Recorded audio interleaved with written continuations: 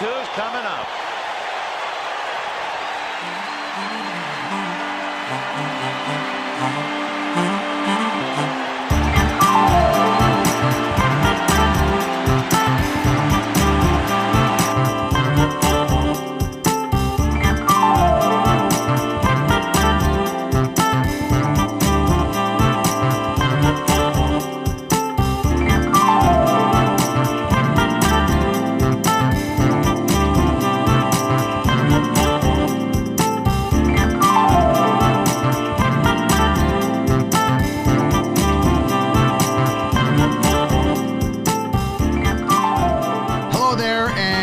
Welcome back to another edition of Ultimate Fantasy Sports Daily. My name is Dean Millard, and it is indeed a pleasure to have you aboard the program. I was down for the count the last couple of days, migraine attack. So started getting a little bit last night in time for me to actually see what happened in Major League Baseball last night. So that was nice to be up and active, and can't wait to be out at Rogers Place tonight.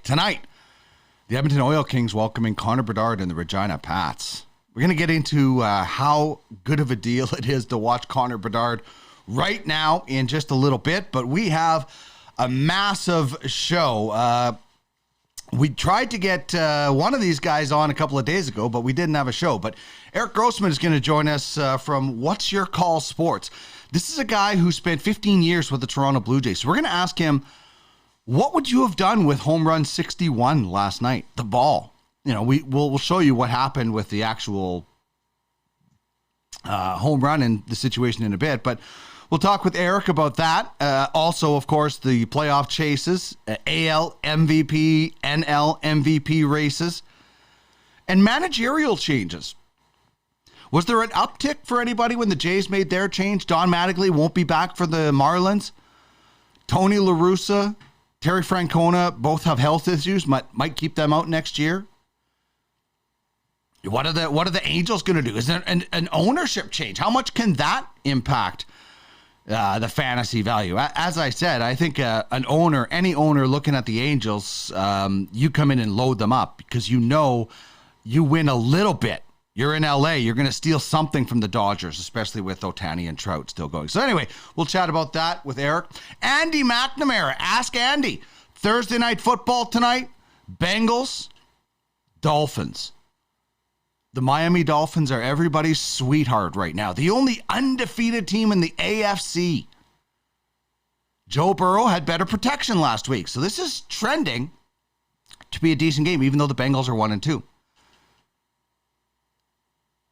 So if you have a question about your fantasy team, your fantasy matchup, your decision that you have to make, use the hashtag AskAndy. We'll find it on social media, and we will get the question to the master. Also, Michael Amato of Dobber Hockey going to take a look at some training camp situations, particularly what is going on with Brock Besser in Vancouver and how it may impact the lineup. We'll check in a few different things when it comes to fantasy hockey with Michael. Congratulations to Michael, also getting picked up to work with Sportsnet. So great things happening. It's UFSD karma, I like to say. I don't think we have anything to do with it. All Michael's hard work. So we'll have that. Top 3, question of the day, games to watch later tonight. I'll be at the Oil King Pats game watching the next number 1 overall pick. And we'll have bold predictions as well on the show. So let's start things off with the question of the day. Who has disappointed you the most in 3 weeks of fantasy? Lots of choices out there. Certainly lots of options. I mean, Tom Brady could be an option. I'm sorry to the Brady lovers out there, but this was going to end at some point. He was not good at all versus the Saints in week number 2, which he has never been good against the Saints. We threw out all those numbers. If you still started him, that's on you. last week, marquee matchup. Two Hall of Fame legendary quarterbacks. Brady was better, 16 points, but still only one interception. Or one touchdown, rather. No interceptions. 271 yards. So, maybe depending on what your expectations are, Tom Brady could be there. For me, this is the easiest thing when I look at my fantasy football lineup, but it's Josh Jacobs of the Vegas Raiders. I apologize. Josh Jacobs, and I don't think I'm alone in this. Oh, by the way, the Vikings-Saints game, remember, it's a 9:30 Eastern start this weekend because that game is in London. These games always screw people up because they're not expecting it.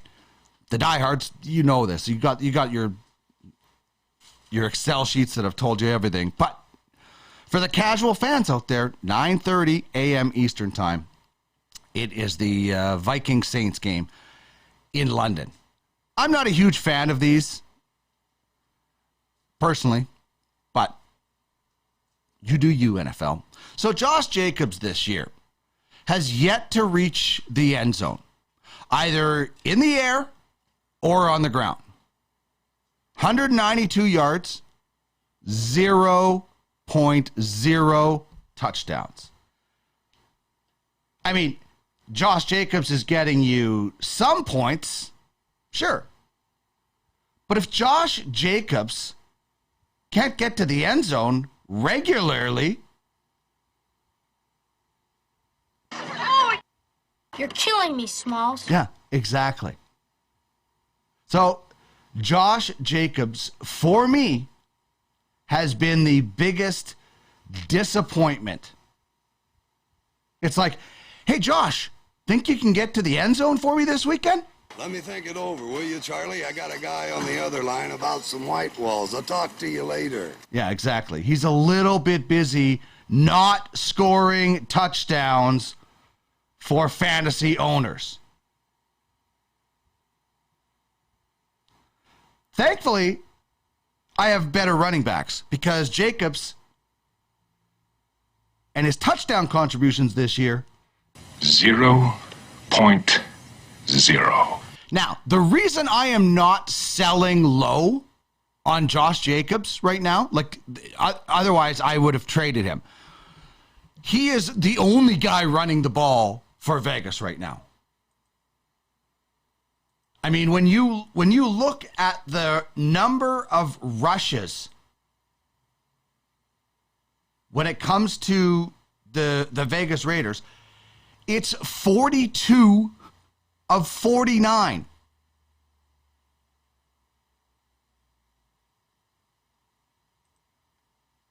It's all Josh Jacobs.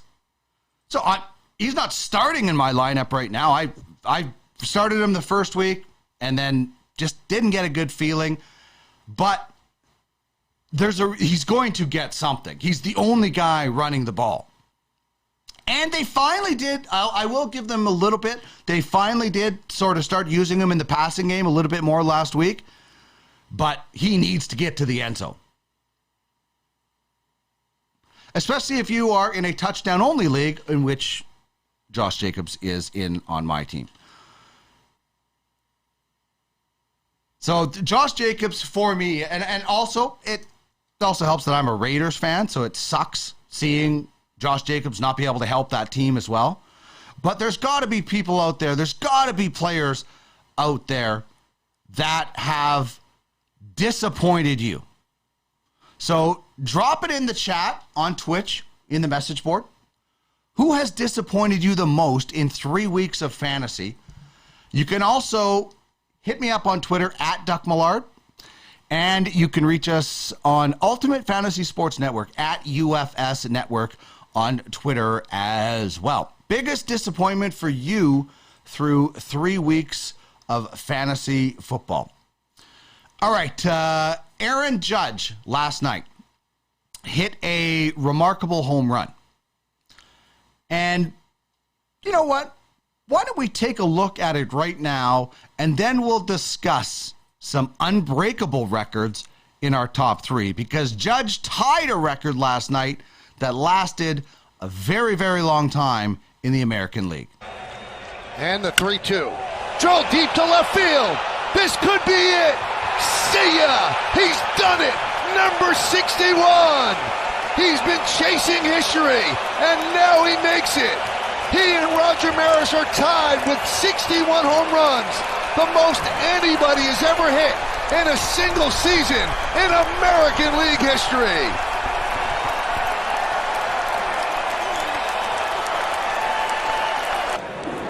61 years ago in 1961, Roger Maris hit 61 home runs. That record in the American League is held up through all these years.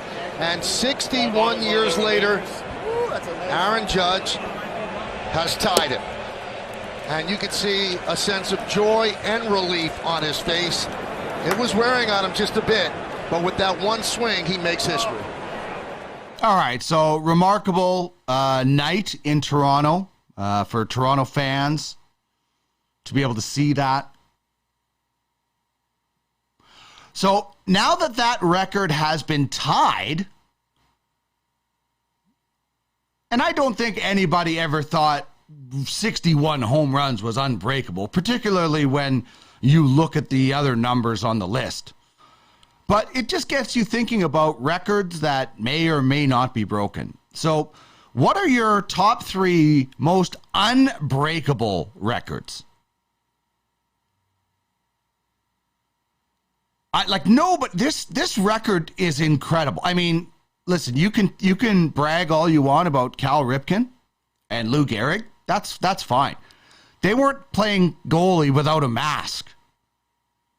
Give me Glenn Hall, 502 straight games in net. A lot of them without a mask. Is no chance that there's... How many straight seasons is that right now? You got 82 games a year. I'm terrible at math. I'm not even going to attempt. But it's 5 straight seasons plus of not taking a break. So that's never obviously getting broken. And a lot of this is because how all these games are being played. Cy Young, 749 complete games. I mean, a pitcher gets bonus points now if he goes 6 innings. Cy Young is like, hold my beer. If a pitcher goes 6 innings and gives up 3 or less runs, they get a quality start. The complete game has, it is such a rarity. It has gone the way of the dodo bird because the game has totally changed. I mean, this is how far ahead. Cy Young has the record of 749 complete games. Of the top 100 pitchers on the complete game list, none of them are currently playing. So that is never, ever, ever, ever, like the guy who is 100th on the list is Tom Seaver. That is never getting even a chance. Unless there's some sort of cyborg that comes into Major League Baseball. Like, remember those Major League Baseball games where the robots were involved? And Jerry Rice, 22,895 receiving yards in a career. Again, look at the list. There's Jerry at 22,000, almost 23,000. Makes you think like, geez, you just needed a little bit more to get that round number. Larry Fitzgerald is number 2 at 17,492 yards. Julio Jones is the guy that is closest and still playing. And he is almost 10,000 yards behind. So that is never gonna be broken. Like, those records right there, they have no chance of being broken because of the game. The game? I've never heard anybody say that. Yeah, that's what it is. It's the way, certainly No goalie plays that much. I mean, 50 games is a lot now. And pitchers barely go past the 6th inning, 7th inning if you're lucky, and then the receiving. So it's ridiculous, and it's awesome. I love looking at unbreakable records. Tony says, welcome back, Dean. Thank you very much. Most points in a season, Wayne Gretzky, 215. I think guys like Bedard and McDavid, if the NHL opens up again, can take a run at that. Nobody's going to score 92 goals. Obviously, Gretzky's goal record is somewhat in jeopardy, a lot of people think, with Alexander Ovechkin. I kind of, unfortunately, think time, and Father Time is undefeated, but COVID time, losing that time, getting older, naturally, like just nobody has the drive forever. I think Alex Ovechkin's going to come up short in the Gretzky record, but I want to see him take a run at it. I don't think nobody's scoring 92 goals in a season. I don't think. 50 and 39. I guess you'd have to have some incredibly good games for that. So anyway, what are your unbreakable records when it comes to sports? We'll have some fun double back on this throughout the show. But tonight, it is Thursday night football, the prime game. Tyreek Hill, he is ready for tonight. He said, Eli Apple, I'm coming for you. Tyreek Hill, the cheetah, is hungry for tonight. So here's your start sits, in my opinion, as the dude would say. We'll get Andy McNamara's thoughts on this when he joins us at 5 p.m. Eastern. But Tua, start. And he's gonna put up more than the points projected here. Joe Burrow, start. Chase Edmonds, I'd put him in the flex, and I'd have start Raheem Mostert. He's getting more of, and if you have both of those guys, well, you're just hoping that there's a balance. But I think Mostert's going to start taking over. Mixon, start for sure. Don't start anybody else in the Bengals backfield. Tyreek Hill is going to explode. Start him. Start Waddle. They were quiet last week. They will be better. Start Jamar Chase and T. Higgins. Maybe Higgins in the flex spot, and don't start either tight end. What do you think? Start sits tonight for Dolphins, Bengals. 3-0 Dolphins, coming off a win over the Bills, where their fantasy performance, I mean, Tyreek Hill was non-existent. He is going to pop tonight. And he said it after the game last week. So we'll get Andy McNamara's thoughts on this a little bit later on in the show. Give me your thoughts, though. Drop it in the Twitch chat, and we will discuss as we roll through the show. Still to come, though. When we come back, Erik Grosman is going to join us. What happens when that 61 ball is hit and it's in Toronto? I wonder what the Jays were thinking last night. Erik will join us. We'll discuss some baseball, different news and notes. Oh, Tony's saying the Dolphins are going 4-0. I would think that's a popular choice tonight, especially if the Bengals front line from the first 2 weeks shows up as opposed to last week where Joe Burrow was only sacked twice. All right, we're going to dive into some baseball. We're going to have some fun. We're going to talk about some crazy stories going around Major League Baseball and, of course, that wonderful playoff chase that will be happening as well. This is Ultimate Fantasy Sports Daily. We're back to talk some baseball in just a sec.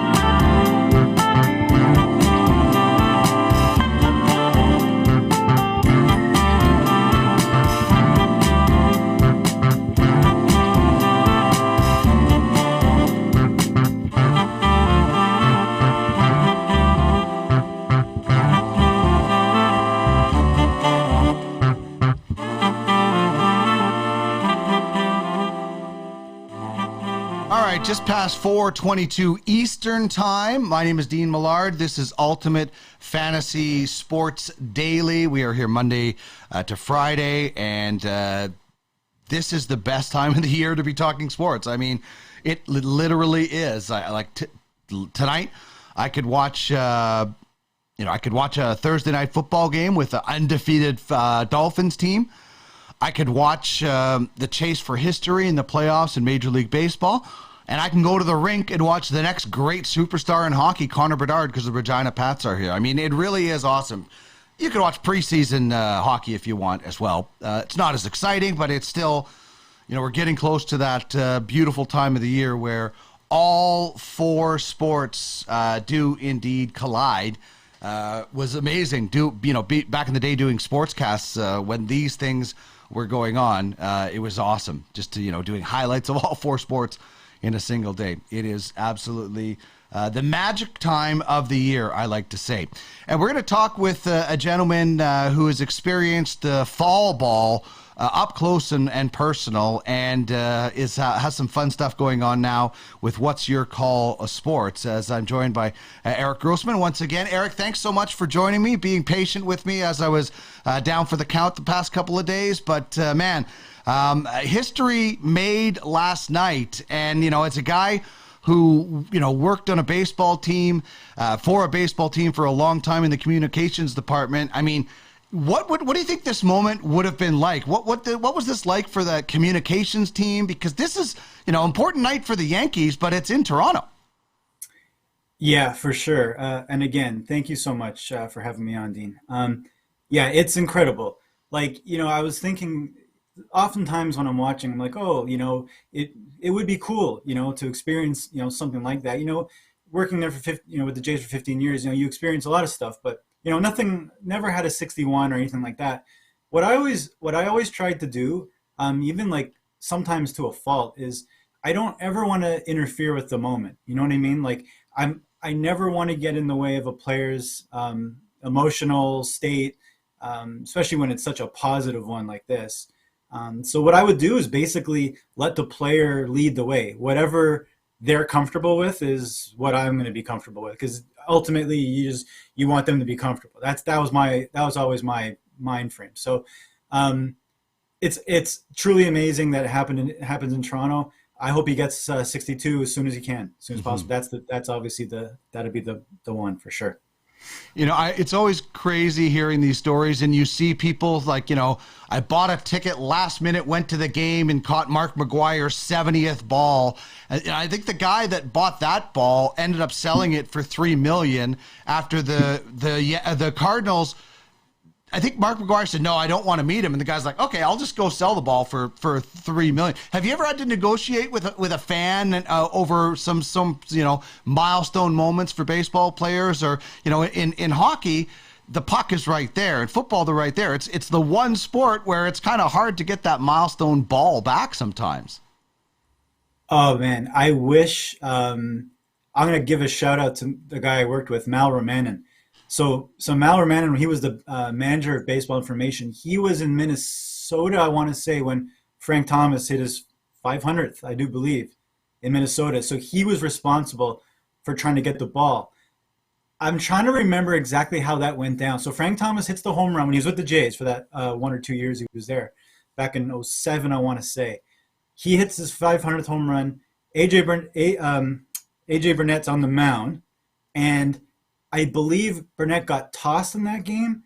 I'm just trying to remember. Mal had to go in.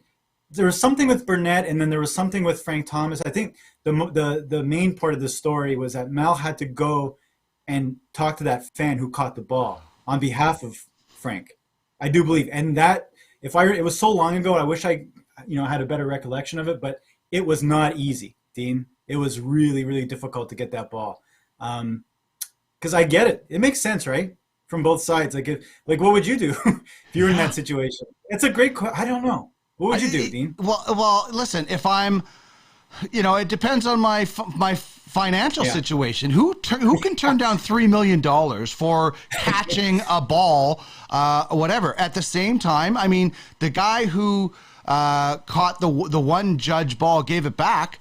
because he said, Judge has done so much. Like, that's amazing. Like, that guy could be giving away millions. I guess it depends on who you are and what that player means to you and your family and what it could mean financially. There's not a chance I would fault anybody for catching one of those balls and selling it. I mean, that's your right. You bought the ticket or whatever as a fan. There's when Mike Evans threw that Brady ball into the crowd, they did everything to get that ball back. But that fan could have said, no, that's my future nest egg for my family. I would not blame anybody. So honestly, if I'm a 25-year-old kid, I'm probably selling that ball. It's hard to argue, isn't it? I know. It's like literally winning a lottery ticket. A winning lottery ticket just being shot at you, and you have it in your hands. Like, it takes a lot. Like, the Yankee fans who just gave the ball to back to Judge when he hit his 60th, I think. Yeah. I honor that too. Like, I think I really respect that someone just to get a bat back or a signed bat or something like that. That seemed pretty easy, but again, not for me to say. He was the one that got the ball. So I definitely see it both ways. But man, I wish I remembered that story. I remember Mal was telling me it was really hard to get that ball. And that Frank Thomas 500. So I can only imagine what this one would be like. So yeah, the negotiations and everything. But you're right. Like, it's part. The thing I would not fault the fan is that at least the player has the bat, the gloves. Like, they have everything else, right? So do they need the ball? I guess if they really want the ball, they can negotiate. But anyway, it was a great moment. Like you said, it was neat that it happened in Canada, and it's neat that it happened with two teams that could face each other in the playoffs. I mean, when you listen to that call, and you watch that, there was respectable applause. But as Jays fans are like, no, this is the Yankees. This is a team we could be playing in the playoffs. We respect your accomplishment, but we're not going on. It wasn't like the Dodgers fans cheering for Albert Pujols the other day. So true. And what did you think about when the fans were actually booing? Hey, the other day what did you think about them when they were walking? I think they walked 4 times, right? Yeah, and because they want to see history. Yeah. It's hard. It's really, who would have thought there'd be a day where the Yankees are coming into Toronto and you're booing the Blue Jays, not the Yankees. Yeah, because you want to see history. And it's like, Wayne Gretzky gets traded from Edmonton to L.A. He comes back with L.A. and obviously gets a standing ovation like players do. And the only time he got cheered after that was when he broke Gordie Howe's record. Like, he was the opponent. He was the other guy on the other side. It's like Kobe Bryant. I don't know if you've seen the Redeem documentary where he just runs over Pau Gasol. He's like, this is not my teammate, and he's like, that's pro sports. Like, the Blue Jays fans, I like that they wanted to see history, but then it was like, okay, that moment is over. You are now the enemy again, and what a race this is going to be. I mean, this is better than I can. You and I talked last time. Does it feel different? This is so much better than I expected because so many teams. There's so many moving parts every night, and it's not just where you finish. It's where you finish and get to host an entire series. Yeah. It's amazing. And again, we did talk about this last time. Whatever, everyone has their own opinion. That's what makes sports so great, really. Some people like the way it used to be.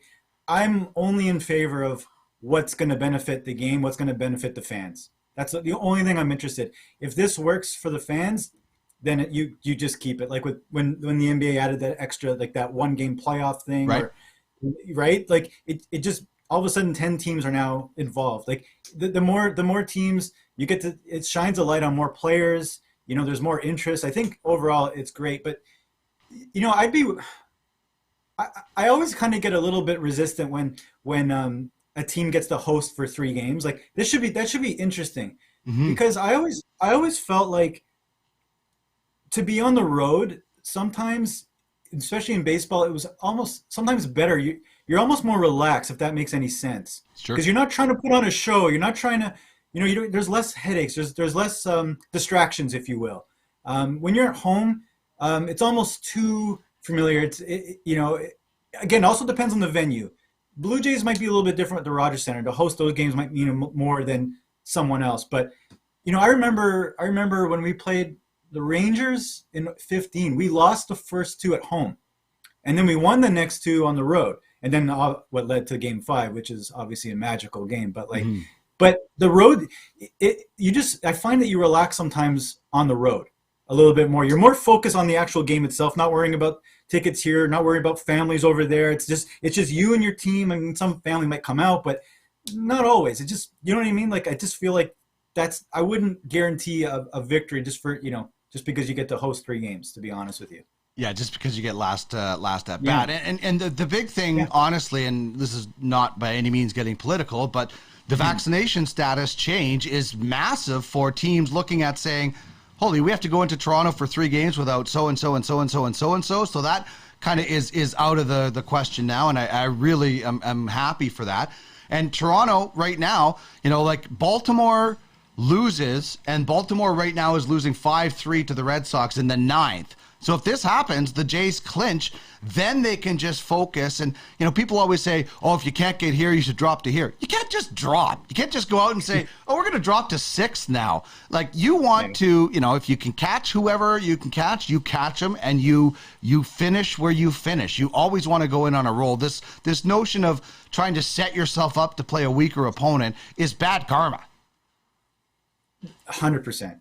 Oh, you never want to be in that position. You never want that mindset. That's damaging. It really is. And I don't think players really think like that. But do you remember when they changed the playoff format, when there's only 4 teams, that actually was happening, that the game down, do you remember that? Where winning your division wasn't a big deal. No. It wasn't, you didn't get anything extra. There was no bye, there was no nothing. So I remember there was I think it was the Rays and another team didn't want to play the Yankees or whoever, or someone in the first round. Or it was the Rangers, actually.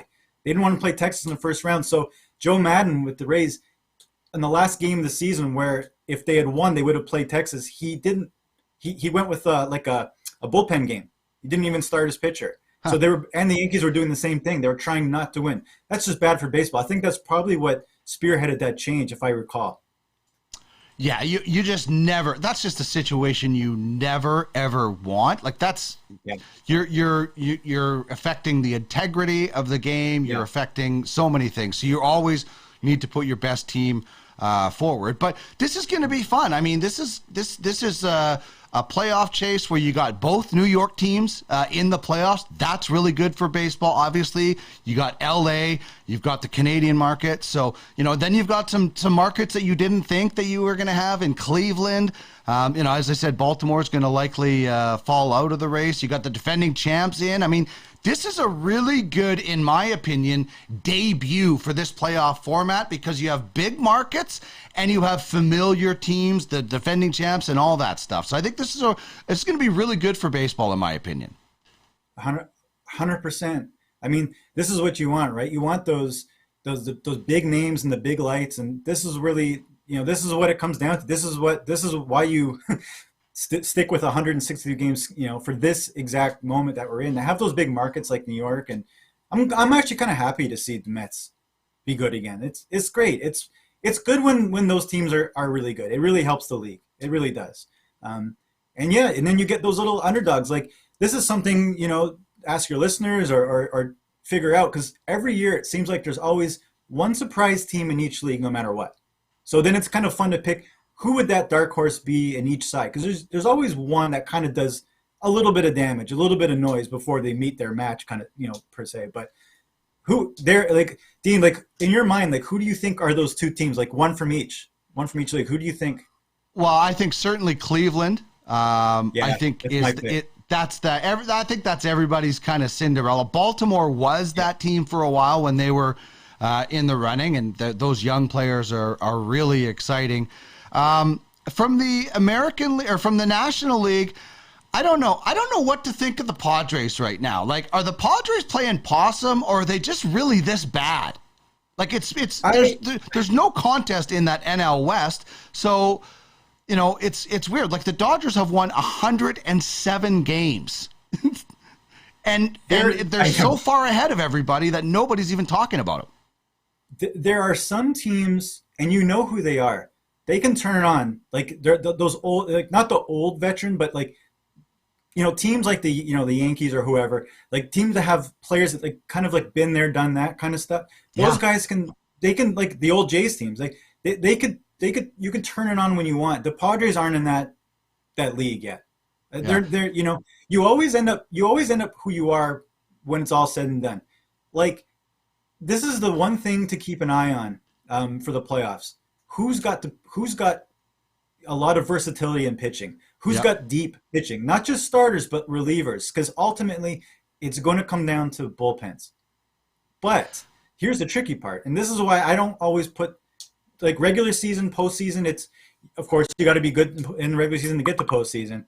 But I mean, when you get to the postseason, all of a sudden, guys who start can now come in the 8th inning and 9th inning. Like, you would never see that in the regular season. Like, Clayton Kershaw is not coming out in the 9th inning ever during the regular season at any point. But how many times do you see a dominant starter who it's not their turn in the rotation, but they just raise their hand and say, "I'm ready, Skip." Like, I don't like it. And I'm not crazy about it. Yeah. Because you know why? Because you're going over the guys that got you there in the regular season in that spot. Dave Roberts did that a few years ago, and I didn't like it. I mean, your bullpen guys are your bullpen guys for a reason. If those bullpen guys are gassed and they can't go, I totally get that. But I don't like stepping over a guy whose role it was all season to bring in a guy who hasn't pitched in that role in how long? Maybe once, twice a year, if that. It's not for everybody. No, you can't just pick and choose who you want to do that. You have to be made for that. There are certain players, like, remember that year Baumgartner with the Giants? He completely just took over. Yeah. So this is my point. Like, the point I was trying to make is anything goes in the playoffs. Not everything doesn't go in the regular season. You're right. So like all of a sudden, Baumgartner's absolute dominant. Like he literally won that World Series for them. For the Giants, he came on. There was one game I remember. He came in the 6th inning, and he's just like, "Okay, I got it. Thanks, everybody." Yeah. And then the other teams, going, "Oh man, like that was the last thing in the world they wanted to see." The Diamondbacks did it with Johnson and Schilling when they had them too, right? To close out that series. So you're right. It does go. And if your pitchers are gassed, I totally get it. You know what team I would not like? I'm a Dodgers fan. The team I don't want the Dodgers to face is the St. Louis Cardinals, because they're that veteran team that I think you're talking about that can turn it on, and not just because of Pujols, but Goldschmidt, and Arenado, and their pitching staff. Like, Wainwright and Yadier Molina set the record for most batteries, pitching and catcher battery matchups in Major League Baseball. And the thing is, like, we've all been so excited about Albert Pujols, we've kind of forgotten about what Paul Goldschmidt has done this year. And you and I were going to talk about AL MVP, NL MVP. Yeah. You know, I think everybody is now on board with Judge. Is there somebody challenging Paul Goldschmidt, do you think, in the NL? Is that why we're not hearing enough about him? Because for a while, it was all the rage, and then Pujols mania kind of took over. For me, it's still Goldschmidt and Judge. Those are my two. Do you have different names? I kind of do. The Goldschmidt one, I'm not, like, I want touching Goldschmidt. Like, that's my guy. Freddie Freeman, he'd be my runner-up.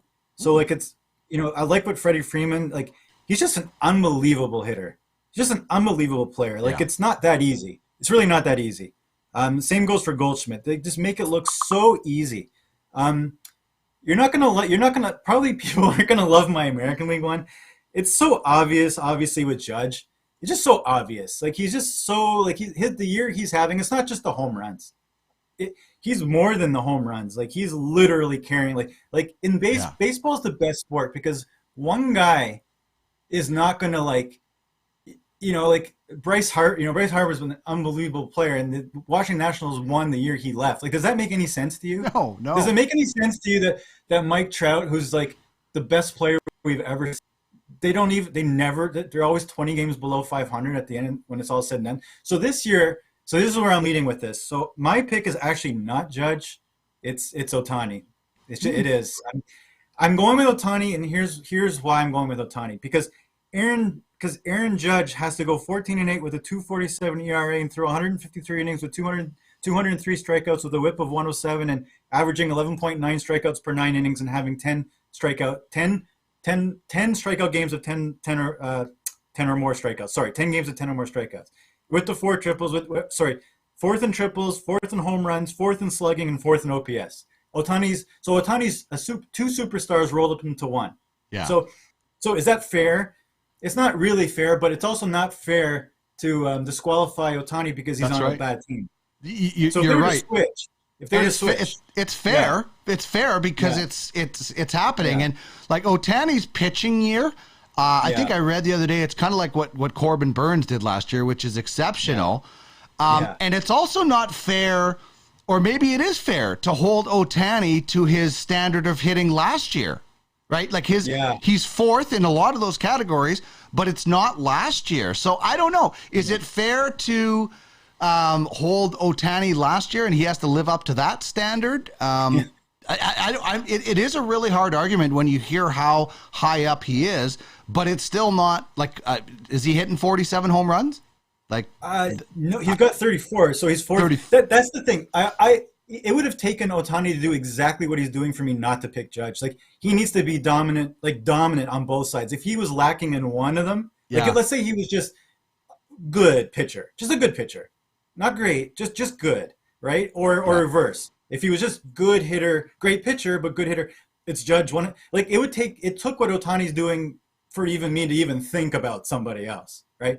It's such a crazy game, baseball, where you can have Ohtani and Trout. So basically Babe Ruth and Mickey Mantle on the same team. And they're not even close to the playoffs with the extra teams that we talked about to make it. Even with the extra teams, they're nowhere near it. So it's an unbelievable game that, you just can't fault a guy. Like Ohtani's got 14 wins on a team that doesn't have that many wins. Right? So it's people, you've probably heard the argument before, like you can't pick an MVP if they didn't make the playoffs. Well, not in baseball, because in baseball, you can't control a game. He only can hit 4 times or 5 times in a game. He's not going to go 5 for 5 with 5 home runs. He can only do so much when you only get 4 at bats. Judge has 4 at bats. He gets walked 4 times. Well, then he really had no chance to make an impact. Really, I mean, he still did, but you see what I'm saying? In basketball, take the bat out of his hands, Yeah, just give LeBron the ball when you're in a tough spot. He'll go get you 30 points. Like, you know what I mean? You can go to your best players, your Kevin Durant.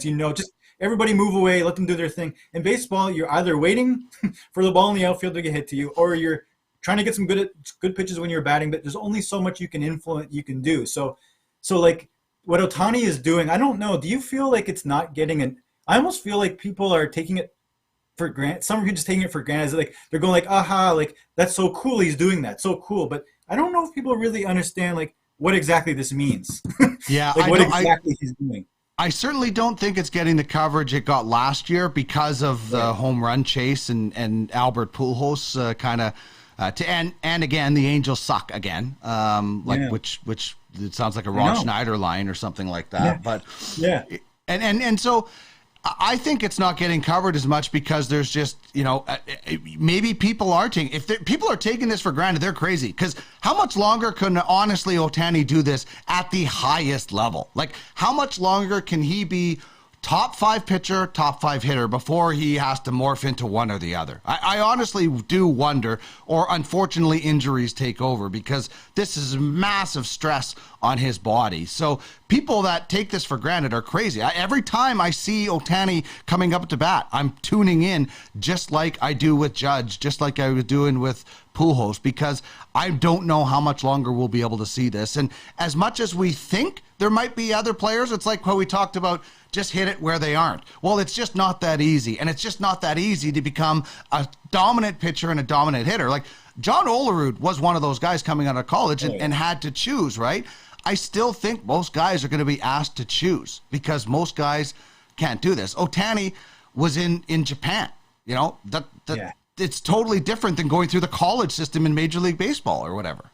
100%. And that exactly was my point. There's nothing else he could possibly do. You couldn't ask him to do one more. Like what's the manager going to say next year? Say, hey, would you mind raising your batting average if you're like while you're at it or something? Like there's literally not, like, that's my point. Like he's done everything he could do, and it's still not enough for them to be less 20 games below 500, which again, in any other sport, if you had Mickey Mantle and Babe Ruth, the equivalent on to their sport at the beginning of the year, you're picking them to win, aren't you? Or at least you should.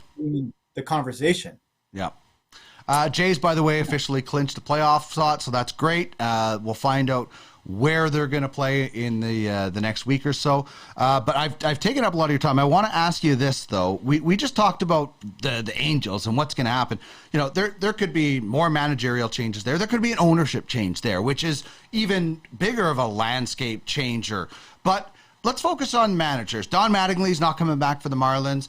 Who knows if Tony La Russa and Terry Francona are going to be back. The Blue Jays made a change. This is obviously a fantasy show. When guys are looking at, like, I know guys right now that are saying, oh, this player in Philadelphia under Tortorella is going to be awful, or this player under this coach. Managers have such a huge impact on not just how a guy plays, where he plays. When you're looking at fantasy, like, did you see an uptick in a few Blue Jays players? And are there guys out there that you're like, oh, this guy could really suffer, or this manager, this team needs to get this type of manager? I know it affects guys with stolen bases. You know, a certain aggressive manager comes in and you get the green light a little bit more. But, you know, managerial changes might have the biggest impact of anything when it comes to fantasy, because those are the guys doling out the lineup. Yeah. I mean, the biggest thing I've seen from what makes a good manager, from my experience, that it's getting to know each person, each player individually. You can't manage the same person you can't manage everybody the same way. Everybody's got their own rules. It's not preferential treatment by any stretch. It is, but it isn't. You can't manage Bo Bichette the way you're going to manage Vladimir Guerrero. You can't manage Vladimir Guerrero the way you're going to manage Matt Chapman. You can't, and so forth and so forth. You have to really understand the player. So I think what happened in the Blue Jays situation when they made that switch, and I actually at the time I said it was a great move. It was a great call. I actually think it saved their season, to be honest with you. I really do. Bo Bichette took off. Soon as that happened, Bo Bichette took off. Now, why? Just because you change a manager? Well, in this case, it kind of did. It's, you know, it could have it happened anyway? Of course it could have happened anyway. He could have just taken off. It could have been a coincidence, but I actually don't think it was. I don't think it was a coincidence. I think Montoyo, he was a great guy. You know, he did the best job he could. But it always comes down to the stuff that you don't see on the field. We all see the players. We all know that, you know, we can all say who can bat where, who can do this. You know, moving Bichette down the lineup really helped them, right? You can see it really helped them. It just takes some pressure off. It just, you know, it's understanding your player. So Bo Bichette, he really benefited from it, from the managerial change. Chapman as well. I took a look at who had the better splits, you know, pre All-Star, post All-Star. Bo Bichette and Matt Chapman for sure benefited. Their numbers jumped. He went from an average, a little above average to one of the best in the league.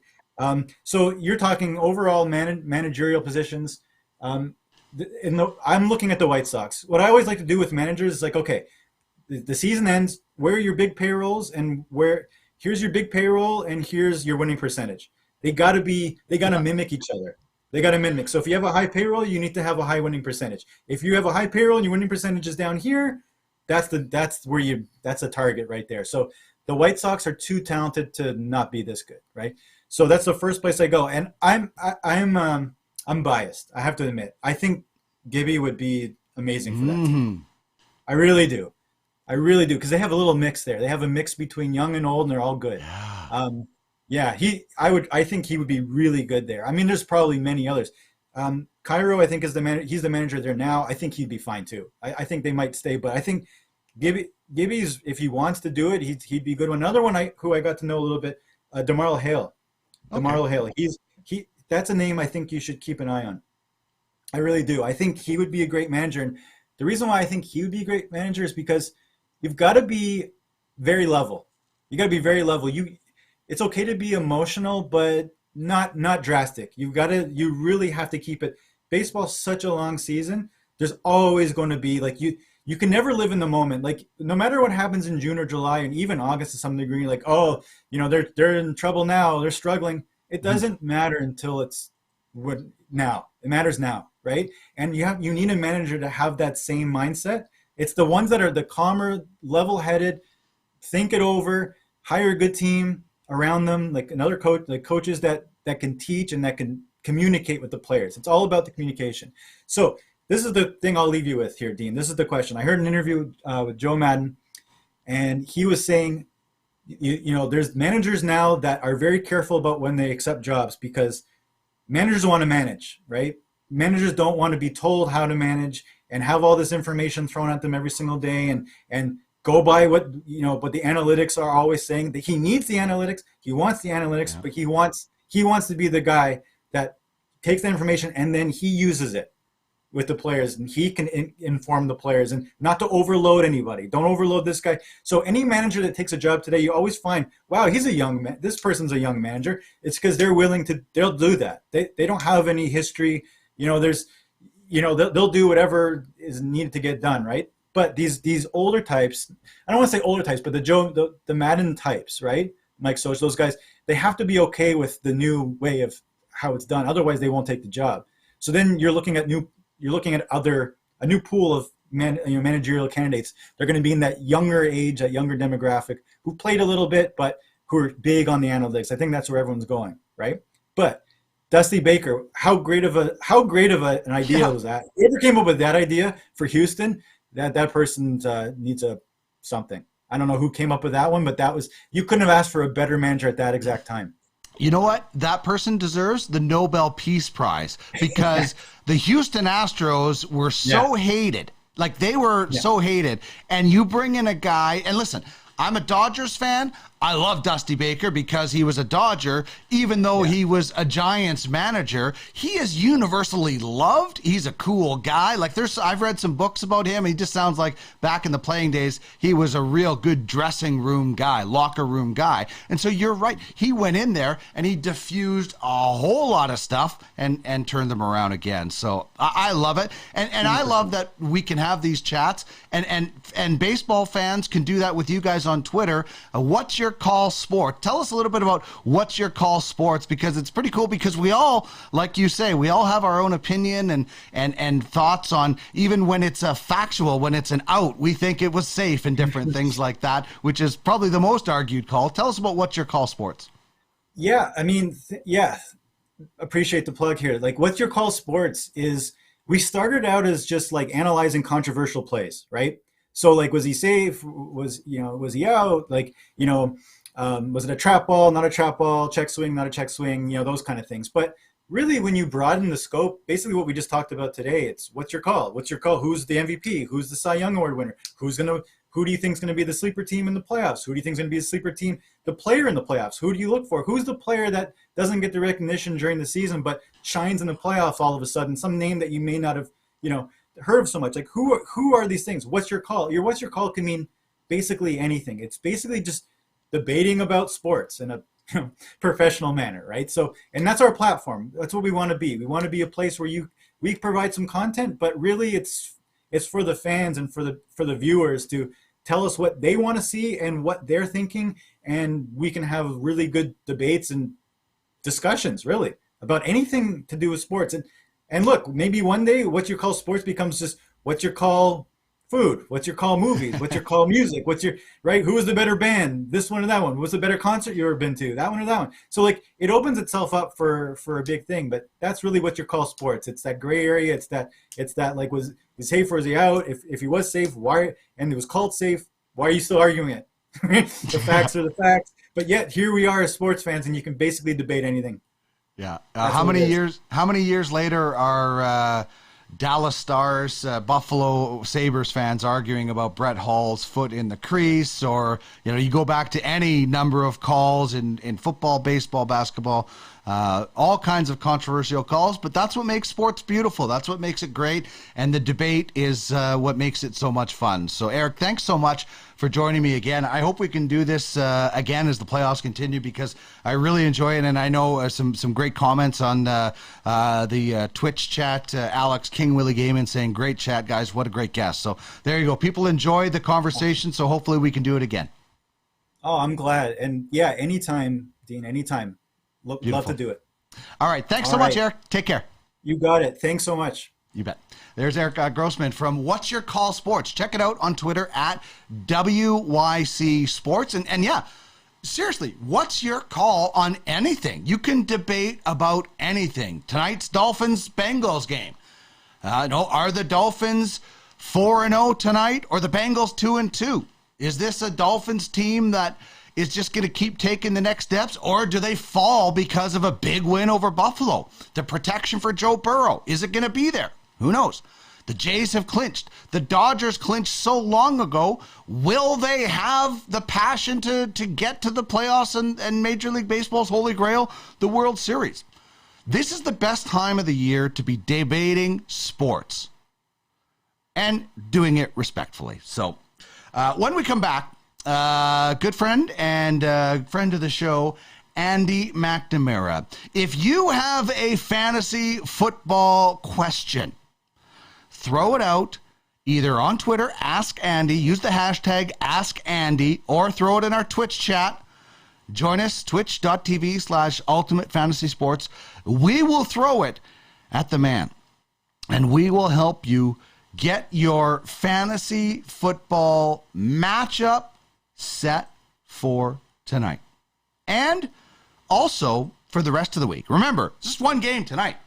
You might have a lot of questions about the rest of the week. So Andy's coming up. I'll get him set up in just a second. This is Ultimate Fantasy Sports Daily. We're back right after this.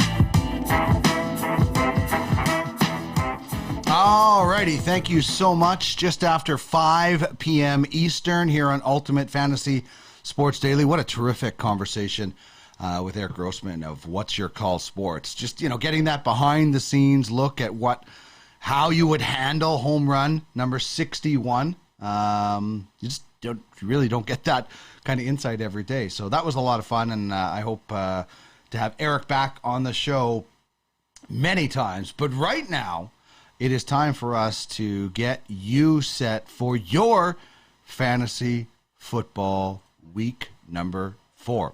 Andy McNamara joining us. Of course, you can use the hashtag AskAndy on social media. You can get your questions in. And so my one question, our question of the day is, who has been the biggest disappointment through fantasy football this year? And I had to say, Josh Jacobs so far has been a big disappointment for fantasy and for the Raiders. The only good thing is he's the only one carrying the ball, so he's probably going to get to the end zone at some point. But it has been a bit of a disappointment, certainly from that standpoint. But I think there's a lot of other candidates out there that can be disappointments this year in fantasy, just like there's some breakout candidates as well, like there is every year. Absolutely, Dean. And yeah, it comes down to me when it comes to disappointment. What are you categorizing it as? Is it where you drafted him? Let's say, because I've been getting a lot of messages at AndyMC81, what did I do with Austin Eckler? Well, the answer is you do nothing with Austin Eckler. Right. They put with Austin Eckler because you're not going to be able to get anything better than Austin Eckler. However, if you look at where he was drafted, probably drafted top 3. And so from that draft spot and that projection of you were hoping he'd be a game breaker, 20 plus fantasy points each game, he has underperformed. You go to a Josh Jacobs. Well, where are people taking Josh Jacobs? Probably second round. I'm still think that there is upside. And like you said, Dean, it's all about opportunity equals success in fantasy football. Who's going to get the most opportunity? It's going to be Josh Jacobs. So I still think that there's a world where he can be fantasy productive, but he's going to be your RB2, which is where I had him ranked anyway. So I still don't think it's that terrible. Where you look at, let's say, bigger disappointments are, let's say maybe like an Adam Thielen, who I had on the downturn anyway, but some people picked up maybe a little too high because of name recognition and that type of thing. So that's something you always have to track as well. But yeah, we're now into that almost quarter point of the season, entering week 4. So this is where, Dean, from now and the next 4 weeks after that, we should see anybody who's been able to shake off any rust from the early part of the season, whatever, and really see who's going to hit their stride.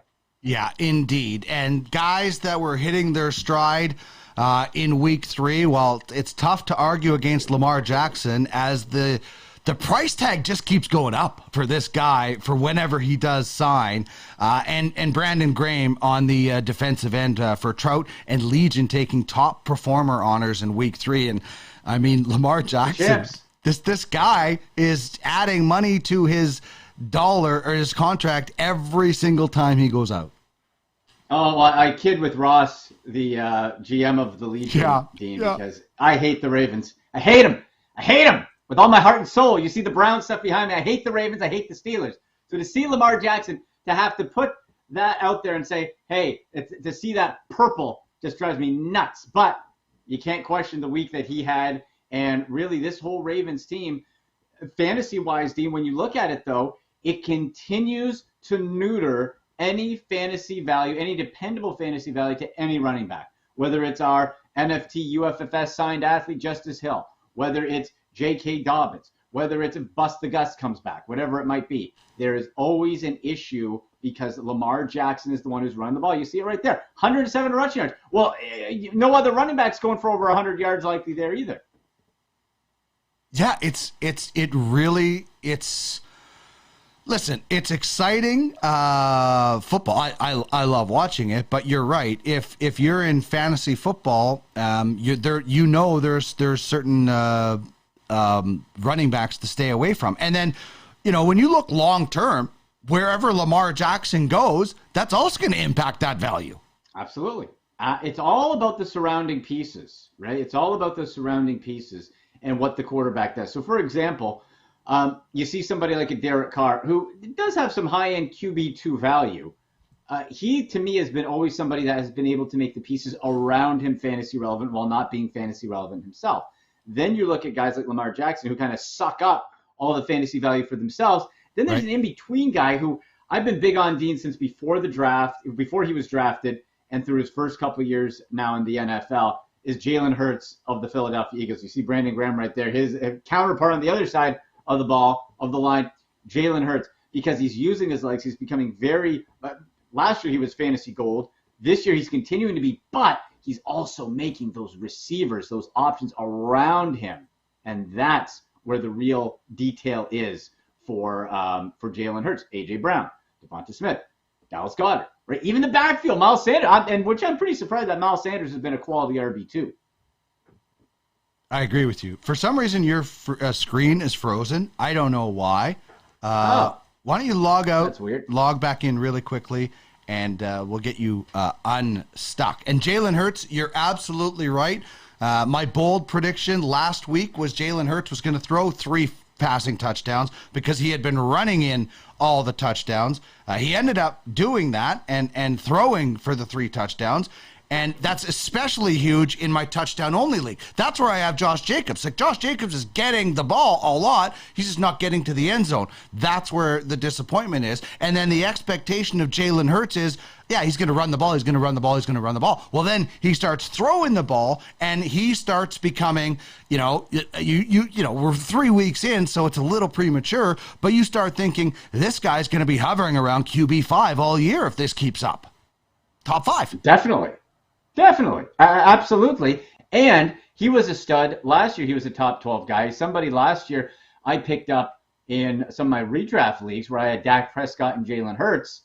Boy, I wish I took that strategy this year instead of going Dak Prescott. Trey Lance has not aged well, Dean, because of the injuries. Oof. Yes. Not good. Yes. No. Not good. But that same type of idea to see, okay, you got the legs of a young quarterback. Can his arm develop? We're seeing with Jalen Hurts, it certainly is.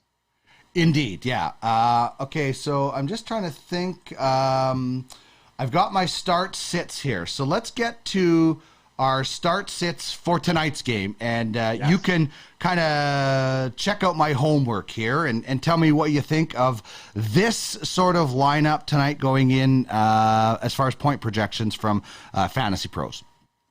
So let's see. So for Tua, the latest report looks like he will play. He's really banged up. So I wonder if we're going to see him limited, if there's a possibility he could be knocked out and Teddy Bridgewater come in. Now, with that being said, this is one of those instances where it's really good that the Dolphins have a quality backup quarterback. Because to me, while Tua has been balling out this year, and credit to him, to me, if you can insert Teddy Bridgewater, who did quite well in New Orleans, and goes back to my point of being the quarterback doesn't have to be fantasy relevant themselves, but they can make the pieces around them fantasy relevant. Teddy Bridgewater can do that. So I don't think, to me, I'm not going to start Tua, but it does not scare me to play any of the other Miami starters because of that fact that you have Teddy Bridgewater. So you have Chase Edmonds, absolutely. Raheem Mostert, yes. It's very interesting. And I wonder for DFS plays, Dean, if people might want to be a little bold, a little dangerous, if you will, and maybe stack both Miami running backs. The reason being their snap count and their touches are almost evenly split. The difference last week was Edmonds got into the end zone. So you could see a variety of, if it's split, does Mostert get into the end zone? Does Edmonds do both? So there might be a world, if you want to do a little contrarian, that you can play both guys. So I like that. Tyreek Hill, yes. Jalen Waddle, banged up as well, but looks like he will play. I think you'd probably have to start him because you probably don't have a better option. And Mike Gesicki, you know what? Track up until kickoff. If there's anything weird that happens with Jalen Waddle and he's not going to play or something, put Mike Gesicki in. If he's playing, though, for sure, and it looks like, there's no red flags, then I'm with you on the Gesicki part. But if one of those guys misses, Gesicki's a good go-to. That just hasn't been able to get the ball yet.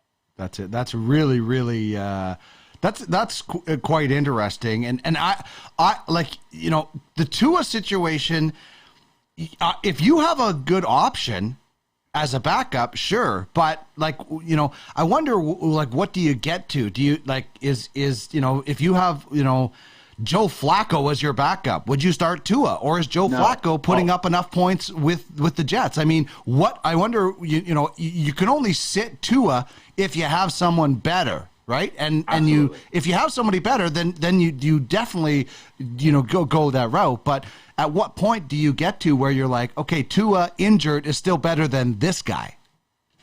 Right, and we have to figure as well, and I think the fantasy point projection 17.5 is probably typically the kind of standard for what you're looking for Tua, between 15 and 17. That's kind of like a Jimmy Garoppolo type, lower than a Derek Carr, for example, typically this season. So don't get hung up as well when people look at the fantasy point per game average. Make sure you're looking at each game. Game 1 against New England, 14.8. Game 2, 43.86, which was that amazing game versus Baltimore. Then he got banged up and knocked out, so not a fair projection out of Buffalo. This game I like because if Tua can stay in the ball game, you are going to have to throw the football, because Cincinnati throws the football and throws it some more, and then they're going to keep throwing. So if you look at the Bengals, Joe Burrow, I don't care if the Bengals are 0-3, 3-0, whatever. Joe Burrow's throwing the football. He's a must start. 100%. Yeah, it's and last week, much better protection for Joe Burrow as well. So maybe things are getting better. Joe Mixon, I think it's that's probably a no-brainer there. And then the receivers. What do you think about Chase, Higgins, and Hayden Hurst being a sit? Well, it's good. I like where you were at with Mixon and Sam Pirine. And the reason you have Pirine in there is because he was a speculative hot waiver ad this week. Yeah. Because Mixon was injured in last week's game. Now, he's been fully cleared. Yeah. Good to go. Check marks all over the place. So Pirine is a definite sit. If you did pick him up on waivers, I would try to keep him. That stash type, like a Khalil Herbert in Chicago, who's probably going to play this week instead of Dave Montgomery. A Madison, who might get some touches because Dalvin Cook isn't 100%, although it looks like he's trending in that direction for that London game this Sunday. So you look at Mixon to start. The thing is, you got to play the receivers because it's like I said, they throw all the time. You can start Jamar Chase, T. Higgins. I'll throw Tyler Boyd in there too, Dean. Heck, okay. Make it a triple stack, make it a triple decker. Put some meat on that. Let's go. Put some pickles and onions on it too. Those three guys can just ball out. Now, the guy who gets hurt with that is Hayden Hurst. That's the problem. And I've always liked his talent, the tight end. Out of Atlanta, he just never has been able to get a consistent play. He's talented, he's athletic, but he's just not getting it. It would take an injury to one of those receivers for him to get a bump up. So with your list right there, I'm with you on all of it on the Bengals side. All right, so Ask Andy, we threw it out on social media. Rob has one, contemplating dropping Ramondre Stevenson to add Khalil Herbert, who you just mentioned, if Montgomery is to miss any significant time. Thoughts? Hashtag Ask Andy. So what do you think of Rob's question? Yeah, 100%. And the thing is, too, with Ramondre Stevenson, had a great game. Damian Harris also hit into double-digit fantasy points. The problem with New England is it's that dreaded committee word, Dean. The committee word. Because it could be this week, it could be Stevenson could be the guy, Harris could be the guy, both could be the guy, or Belichick could get weird with his whatever offensive coordinator. And we've seen him before bring up some rando to then go off or not throw the ball up. It could be all over the place. Mac Jones banged up. I really don't want to be touching that New England offense if I don't have to till I see what this looks like with that Mac Jones injury. So Khalil Herbert for sure. If Montgomery sits, because we saw Herbert last year, and this is the example. Sometimes you don't have the luxury of knowing what a guy can do when he gets the chance. Herbert got the chance last year. That dude was at high-end RB2 when he was in there. He's a must-play, not even a flex team, RB2 level as a replacement. So if track the health of Montgomery, if he's out, you put Herbert in. I picked him up a couple of my leagues too, and I'm going that direction. All right, this is an interesting one. This comes back to what we just actually talked about. Scotty says, start Tua or Rodgers, hashtag Ask Andy. And, if you have Aaron Rodgers and you're contemplating a banged-up Tua, that's where you say, okay, I'll wait and I'll start Rodgers. Even though, I think there was a great stat that you had Mahomes, Allen, Rodgers, and Brady all last week held to 19 points or lower. They still put up fantasy points, obviously. So that's a situation where your backup is fine. So you would wait, in my opinion, if Tua is as banged up as we think and not going to be able to dole it out, that's a guy you wait on and you start that guy. But if it's, Joe Flacco or whatever it might be, you're going with Tua. But in that sense, I think, you can answer the question, but my response would be, don't start Tua.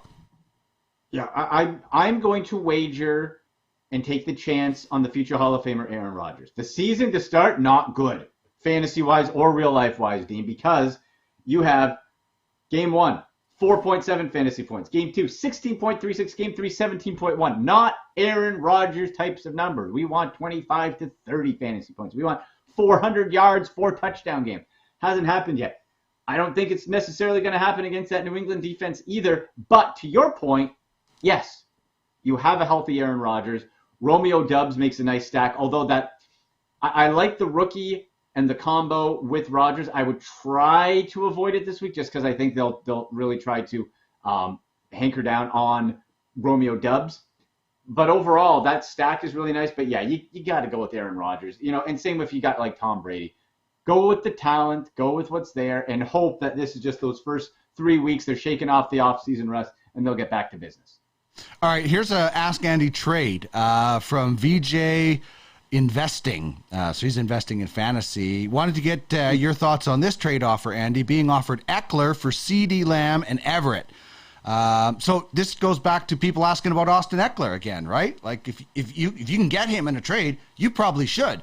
Depending on, obviously, at the expense and the price, because I think his stock is probably going to be going up. If people are selling low, it's like Josh Jacobs. I'm not selling low on him right now because he's the guy getting the ball. He's going to get into the end zone. So your thoughts on that trade?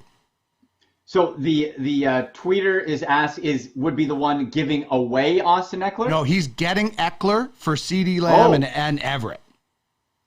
Oh, so he's getting Eckler and giving away CeeDee Lamb and Everett? Hells yes. Yes. Yeah, right now, like no takebacks. Press the button. Yes. No takebacks. Say no takebacks, no reviews. Here's the reason why, Dean. Here's the reason why. Despite we believe in the talent of Austin Eckler, friend of UFFS, Madison, Vegas, and all that, cool dude, very nice man.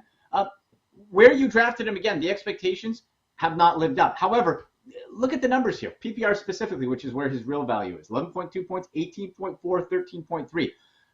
Not where you want them in the 20s, but certainly more than serviceable, right? Yep. The numbers are okay. They're fine. They're okay. And only going to get better. The reason as well. Yeah, exactly. And they can get better, right? And you look at the match. And plus, Houston this week, dream matchup. This is a get-right week for everybody in LA with the Chargers, I think. Here's the other reason, though. It is much, much more difficult to get a true RB1 than it is to get a starting wide receiver. Dean, every week I can get you a guy off of waivers that can get you 10 fantasy points every week.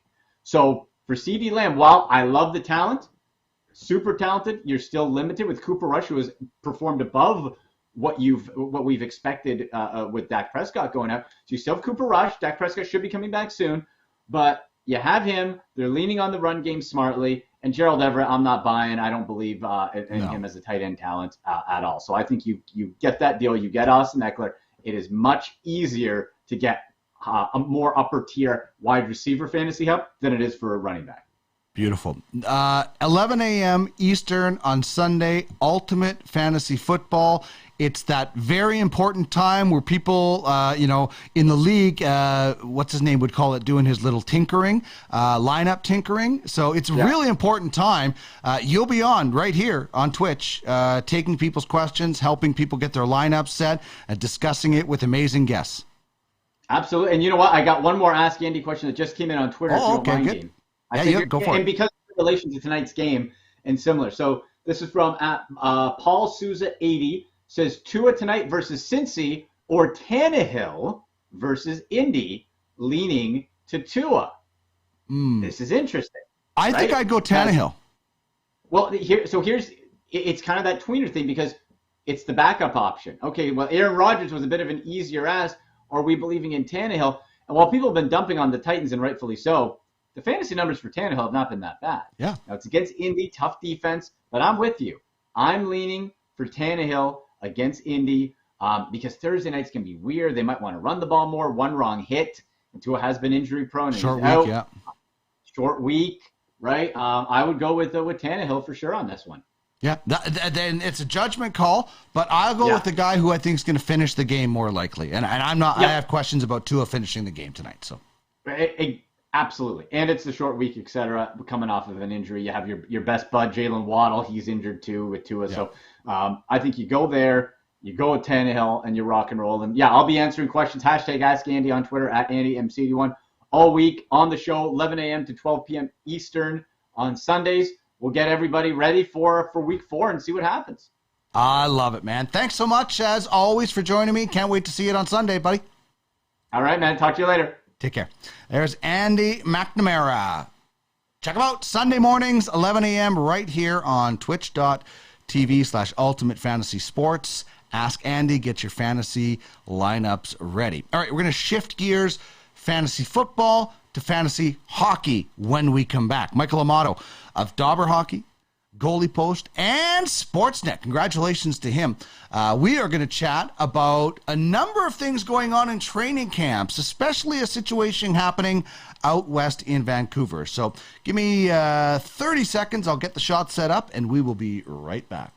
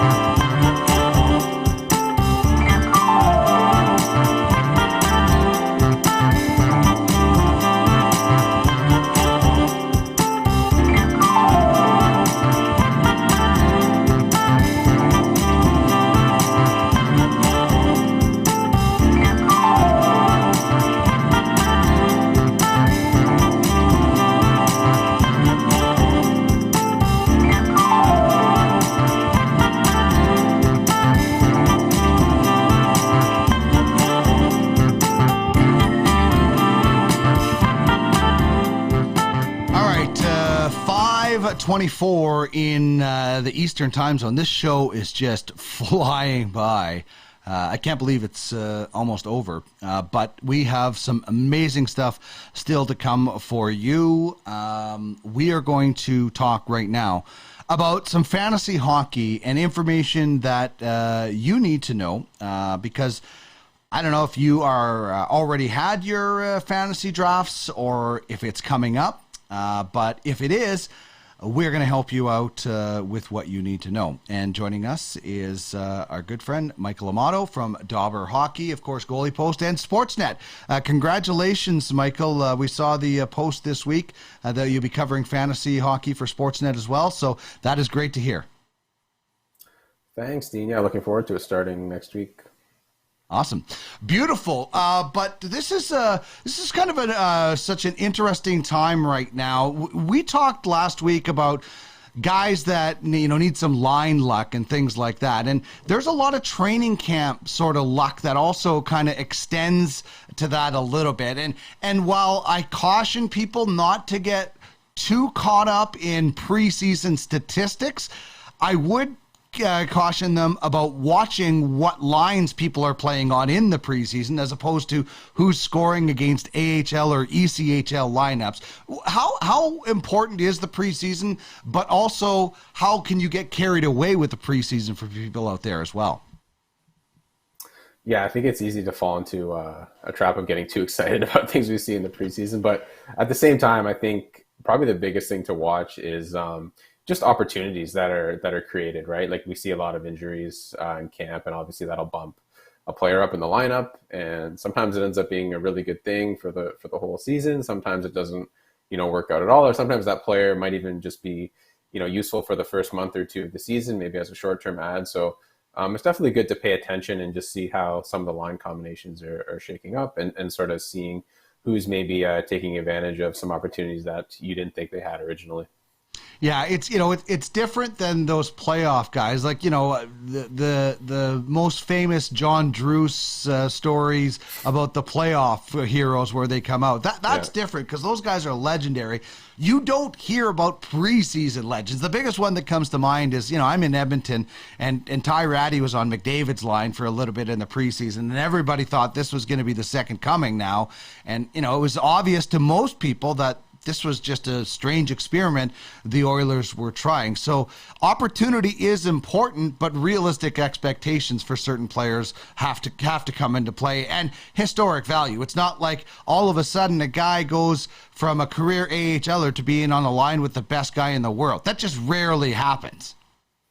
Yeah, no, totally. And I think when we talk about some of these players and some of these opportunities, it's definitely not an invitation to go out and draft them, pretty high up in your leagues. It's more just, and a lot of them might not even be draftable. It just might be, hey, put this in the back of your mind, make a note of it, and keep an eye on it for the first week or so. If you see said player is sticking with that line and he's off to a good start, then hey, maybe there's a good waiver wire ad. And if it doesn't work out, then it's really, not a lot lost. You can just drop them again and grab somebody else. So the first kind of situation we're going to talk about is what's happening in Vancouver, and Brock Besser is injured again, unfortunately. He did have a career-high 71 games played last year, but that's a career high, like 71. This is a guy, unfortunately, that's oft injured, obviously can produce. So obviously you're looking at Brock Besser and probably moving him down right now with him being out 3 to 4 weeks. But that does, as you talk about, mean opportunity for somebody else. Yep, for sure. And it's definitely tough luck for Besser. I think I had him pegged for his first 30-goal season this year. Had he stayed healthy, he might still hit it depending on how soon he comes back. But it's interesting to see for a lot of these Canuck players, like Pettersson, Horvat, and JT Miller especially really excelled when Boudreau took over.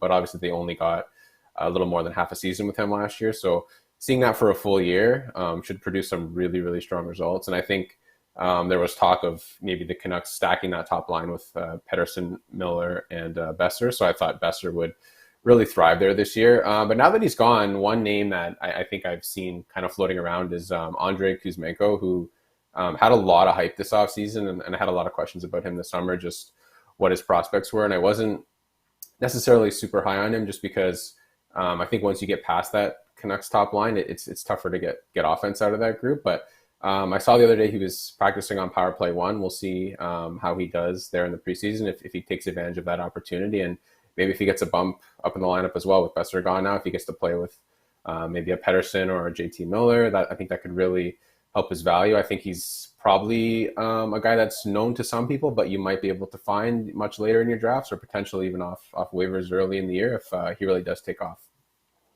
So it kind of brings up an interesting point. When there's a guy like that that you kind of have on your radar, I sometimes am of the feeling like I want to go get that guy, but a lot of people want to wait. And obviously the big worry is waiting too long and somebody else is thinking the same thing. That's kind of the art of a draft strategy, is knowing, not just who to pick, but when to pick them and when to wait to maybe pick them at another time. It's risky, but if you can do it, you can get some really, really good gems at different spots. Yep. And it's also probably the art of how well you know your fellow fantasy hockey players in your league and how well you think they're also paying attention and when you think that player is gonna get drafted, right? I think we see a lot of it with goalies too. A lot of people trying to wait a little bit later to grab a goalie, and you're always thinking like, can I pass him up for one more pick? Will it get back to me before he goes? It's always kind of like a cat and mouse game there. But yeah, it's a good point that you mentioned of like kind of understanding your league and when guys are going to get taken relative to like the players in your league and when they're picking. Yeah, I'm sort of the mindset, like, if you like a player, go get him. I've talked to Craig Button about this, and, draft years where they were drafting and they waited and waited on a guy, and then he got taken, and they're like, well, why didn't we just take that guy, right? So I'm kind of the mindset, if you like a guy enough, you should go out and get him. One guy that I think should be drafted a lot higher this year, and you have him on this list, is Phil Kessel. And, Phil Kessel has been productive. I think the myth that Phil Kessel is not a good team player, is not a good defensive player, all that stuff is garbage. He proved how good he was in Pittsburgh, winning those cups, being an important player on those teams. And he went to a bad Arizona team and still had over 40 assists. Now, I talked to Kelly McCrimmon when they signed this player in Phil Kessel, and they love him and they think he has a lot more. And obviously, he's getting some ice time with Jack Eichel. This could be a really great situation. Again, another situation you should watch, but I think Eichel and the Eichel situation gives Kessel more of a bump in drafts going into them, in my opinion. Yeah, totally. And like you mentioned, he had 52 points last year on a pretty bad Arizona team. So now he's going to a much better spot. Obviously, if he gets into that top six, I think if he sticks with Eichel, that would be a lot better, obviously. But I think anywhere in that top six, he still has value. And him and Eichel have been playing together so far in the preseason. He assisted on an Eichel goal the other night. So yeah, he's someone that can also probably play on at least one of your power plays. I don't know if he'll be on the first power play in Vegas, but he'll probably be on at least the second. And excuse me, yeah, he's got a lot of talent. And yeah, like you said, he's had maybe a bad rap, but as far as, some of the defensive play goes, or what kind of a teammate he is or whatever, I don't know if that's founded or not, but I know in fantasy hockey, that's not super relevant as long as the player is, producing points. If he's producing 50 or 60 points, unless he's got like a horrible plus minus, I don't think you're too concerned with his defensive attributes or what kind of shape he is or whatever other things people want to say about Phil Kessel. But yeah, I think it's a guy that also needs to be in a spot where, hey, the team's going to be competitive and he feels important, like they have a chance to win. I think you saw that in Toronto when the team struggled, and then he went to Pittsburgh and he just excelled. And then I think again he goes to Arizona. They kind of, obviously are going in the wrong direction, rebuilding. And now I think you're going to hopefully see him pick it up again in Vegas. Yeah, and this is I look at this Vegas team, and I think a lot of that top six can be interchangeable. And, Phil Kessel still has to stick in that top six, because I think going into it, a lot of people had him in their top nine. But you're right, if he gets in that top six, the power plays are interchangeable. I think that's a really, really good situation for him and for Vegas. Now, I'm not saying I think Phil Kessel's like a third round pick or anything in your drafts. I still think he's a later pick, but a guy that you should be probably moving up or at least watching a lot more closely, because there's no reason Phil Kessel in a top six could be a 65, 70 point, who knows, with Vegas. If he's a 50 point guy in Arizona, he could be a 60 point guy with better line mates in Vegas. Yeah, easily. And I think the other thing we should probably mention is, he doesn't miss any games, right? Like he's going to pass Keith Yandel probably in the first few weeks of the season for the Ironman streak. And that's huge for fantasy hockey. You're going to get probably 82 games out of him. The only risk is, I think, some of those other Vegas players, there's more concern in that area, like whether it's Mark Stone or Eichel about missing time. And if that happens, what's that going to mean for Kessel? But yeah, I think there's enough positives about Kessel in Vegas to definitely take a chance on him. That's for sure. It's a great point by you. Games played are currency for fantasy owners, so you're getting every game. Phil Kessel is going to be productive, so you could throw him out there. It's an absolutely good point. But if the guys around him are falling down with injuries, it's not going to help. All right, let's talk about some goaltenders. And Philip Grubauer looking pretty good early. Again, obviously preseason, but the Kraken have a couple of shutouts. This is an area of obvious weakness. Philip Grubauer had, a great season in Colorado, went and signed, the contract and then struggled. This is kind of like the redemption tour year for him. And I like guys on redemption tours. I think they have a lot to prove. So I like those guys in fantasy. Yeah, definitely. And he's probably the goalie I had the most questions about in the summer. Everyone was asking me if they should take a chance on him. And it's going to be interesting to see how he bounces back, because like you said, you can probably get him in a lower draft spot because of the year he had last year. There's a lot of upside to his game because of that. He's going to play a ton, probably, because there's not a lot. There's nobody really there. I think Martin Jones is there to challenge him for starts. He's not going to really give much in the way of that. So I think Grubauer's going to play a ton, and that's always valuable if your league has, count saves and things like that. So he's definitely a starter that's going to play a lot. So I think the only concern I would have with him is, I think if people are just taking a glance at his season last year, they might chalk it up to, the Kraken being an expansion team and being really weak. But if you actually look at some of their defensive metrics last year, they were pretty good defensively. Like, they were top 10 in high danger chances allowed, shots allowed, total scoring chances allowed. So it wasn't really a case of the team just being really poor defensively in front of them. I think a lot of it was Grubauer really struggling, which at first glance you may not think. Because, I think we know a lot of goaltending now is sort of related to team structure, and how goalies really succeed or fail is a lot of times related to the team in front of them. So that's one thing that concerned me about his numbers last year. But I think there's definitely a lot of opportunity with him, because you can probably get him at a good value draft pick, maybe get him for a good price in a trade even, or something like that. There's just a lot of upside to take a chance on him. And as you mentioned, so far the Kraken haven't given up a goal in the preseason. Grubauer looked really sharp in his one appearance. So there's definitely reason to be optimistic. But again, preseason, take it with a grain of salt. But I think you can hope for the best with some of the stuff we've heard about Grubauer so far, and sort of, I think, maybe the way the team is trending this year. And, it'd be interesting to watch Darcy Kemper. He's kind of going similar but different situation, leaving Colorado after winning a cup and, having good numbers. Obviously going to a more established team in Washington. I think Kemper was, in a lot of the leagues, he was top 5 last year. I'm not sure if the win totals will be as much, but still, I think that's another situation worth watching. And I still think you're going to get good value out of Darcy Kemper. I still think he can be, top 7 in goalie points this year. Yeah, for sure. He's obviously a high-end starter on a quality team. He doesn't have anybody to really challenge him for playing time. So he's probably going to push, 55, 60 starts again, if he's healthy. So I agree with you. I think just everyone leaving Colorado, it's always an adjustment, because, the Avs are so good and they just play in the other team's end a lot, right? So anytime you're playing in the other team's end, you're not going to give up that many goals. So I think it's always going to be an adjustment. But I think Kemper's kind of landing will be a lot softer than Grubauer's, because I think the Caps are obviously a much stronger team. Yeah, and it could be better for fantasy, because he's going to face more shots, actually, than in Colorado. All right, so the John Tavares situation in Toronto, out 3 weeks. And again, just like we talked about with Brock Besser, this opens up playing time. I think they said Michael Bunting was going to get some power play time in place of Tavares. But there's other guys that get impacted, not just for moving up, but not having John Tavares, namely Mr. Nylander. Is he the guy that's biggest impacted without Tavares? Yeah, I would probably say so. I think Nylander, he's been moved around a lot over the past couple of years for the Leafs. He's moved up a little bit. He's moved down to the third line.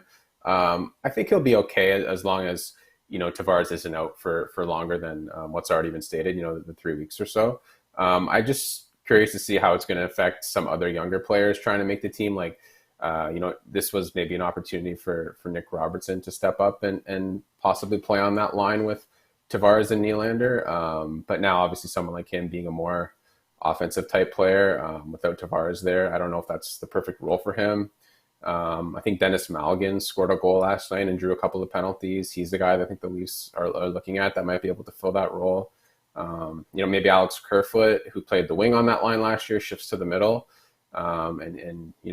Maybe they keep him with William Nylander and see if Robertson fits with those two. So I think I think Tavares, like a lot of people have talked about him losing a step in the past couple of years, but he really holds that line together. And I think without him, there's really like a lot of uncertainty with a lot of the players around there. Yeah, it's funny how John Tavares kind of gets lost in the shuffle in that Toronto media spotlight and that team as well, because this is obviously an incredibly talented guy. So the Pittsburgh Penguins, This is an interesting team. You know, they've brought in a new crew in Hextall and Burke, and they're sort of like trying to retool on the fly with their veterans, and they re-signed Malkin. One of the guys that they got last year was Ricard Raquel. What do you think? Is this a guy that people should be bumping up because of who he might play with in that top six? Yeah, he's such a difficult player because he always seems like he's going to produce so much more than he does, and obviously, like, it seems like he might end up fitting with Crosby and Gensel, which is like an obvious player you'd want to grab. Just for playing with those two alone, you figure he should put up a lot of points, but he's kind of disappointed the last few years. You know, he's had really low shooting percentages over the past few seasons, and I think a lot of times we tend to think those will kind of even themselves out. But with Raquel, I think it just might be an issue of him not being the best finisher. I know he had a few 30-goal seasons a while back, but he hasn't really come close to that since. And already, this preseason, he's got 7 shots in 2 games and no goals. So it's kind of already trending to what he does. He's just a guy that sort of struggles to finish of late. So I don't know. I think the opportunity is there. It's worth taking a chance on him, but I think you also need to sort of temper your expectations that, hey, like, this guy has a lot of talent, but he's just one of those players, that might not be the best finisher and might not produce you the best results. But if you're playing with Crosby and Gensel, I mean, he's probably going to provide something for you at some point. Yeah, you think playing with those guys, the puck's at least going to bounce off you. But it's the same. When Phil Kessel went to Pittsburgh, everybody says, oh, this guy's going to score 50, 60. And he turned into a disher. He turned into a more creative player. And it's not just like, oh, this guy has skill, this guy has skill, and this guy has skill. Throw them together and see what happens. You have to have chemistry. And I agree. Raquel has all the attributes, but kind of leaves you wanting more. So, there are some guys that you're like, okay, I'm not sure I want to take a chance on that guy, but you should always have a watch list going of guys that you maybe wanted to draft or didn't, or for whatever reason.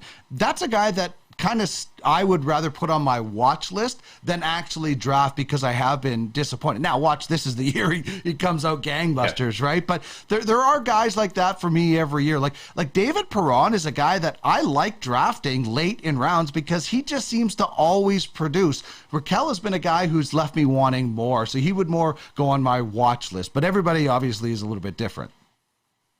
Yeah, no, and you bring up Perron's a great example of a guy that not a lot of people talk about, but his point paces over the last 5 years have just been like off the charts, and he always produces. Like, he always puts up big numbers. But again, he doesn't maybe have the flash of a Raquel, and maybe like some of the I guess pedigree, you would say, of talent like Raquel does, but he just produces. And I think, a lot of people look at Raquel and think he's always gonna break out, and it just really hasn't come. And who knows, like you said, maybe this is the year. But yeah, I think a lot of those guys that are going to be paired with 2 really elite players in the top 6, they're always worth, at minimum, keeping them on your watch list. Yeah, no doubt. Okay, so we talked last week about guys filling out different categories, which is, obviously important. Points rule fantasy, especially if goals are weighted or things like that. But a situation on Long Island with Alex Romanoff playing with Noah Dobson. Tell us why that's worth watching right now. So I really made note of that because Romanov is really great if your league has hits and blocks. He was in the top 20 in both categories last year. He can probably give you 2 of each per game, roughly. But his issue is he's a very, very low point scorer. I think he had 13 points in all of last year. But Dobson's obviously a much stronger offensive player. If they're making up that first pairing in Long Island, and if he gets a lot more playing time and a bigger role, maybe, Romanov, if he gets even if he gets up to 25 points, I think that's a player you can roster in a deep league if he gives you those other categories, as maybe your last defenseman or somebody you can rotate in off the bench. Because those volume categories are really key, and there's not many guys that kind of fill in both the hits and blocks the way he does. But his point totals definitely leave something to be desired, so you got to make sure you sort of compensate for that with other players.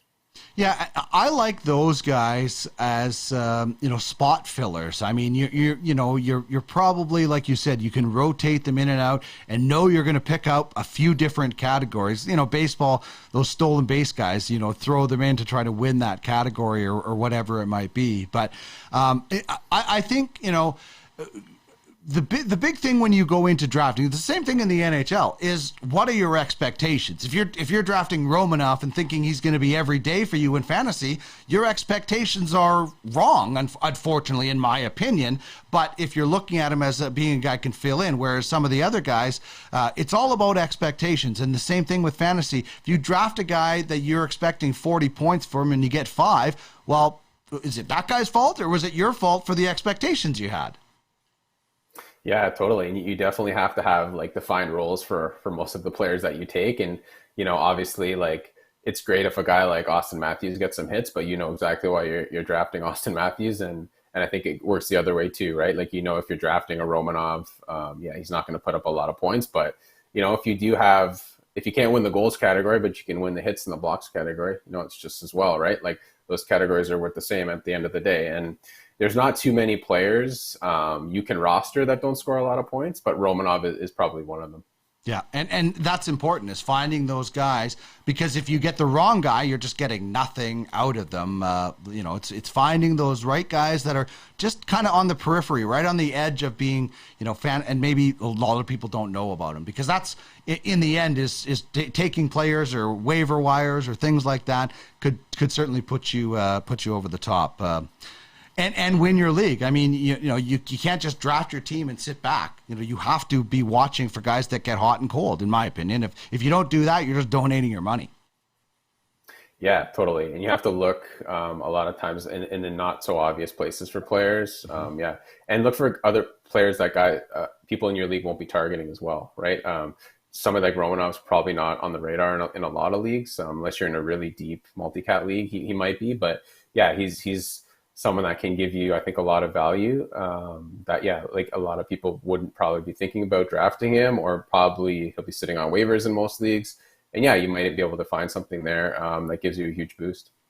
Awesome stuff, Michael. As usual, Dobber Hockey, Goalie Post, and now Sportsnet. Terrific to have you on board, and I think you gave a lot of people a lot to think about heading into some drafts this weekend. Thank you so much, as always, for joining us today. Anytime, Dean. Thanks. You bet. There's Michael Amato. You can find him on Twitter at Amato_Mike, and Dobber Hockey, Goalie Post, Sportsnet. He's got you covered with everything you need when it comes to fantasy hockey. Is your draft coming up? Is it happened already? This is such a great part of the season, because the anticipation. Even if you sucked last year, you could, just like the Arizona Coyotes, have hope at this time of the year. All right, really quick break. When we come back, we'll check in with what is happening tonight. This is Ultimate Fantasy Sports Daily on Ultimate Fantasy Sports Twitch channel.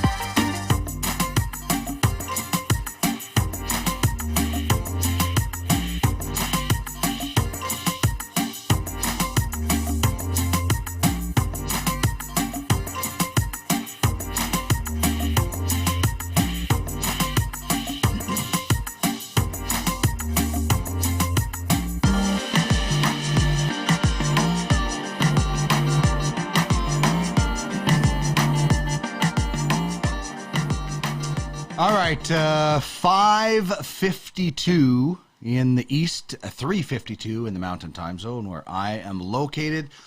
Final segment of Ultimate Fantasy Sports Daily. My name is Dean Millard. Thank you so much for being a part of the program today. We're here Monday to Friday, 4 till 6 Eastern, and we like to have a lot of fun on this show. I don't understand if tonight's Oil King game isn't packed. I mean, just check this out.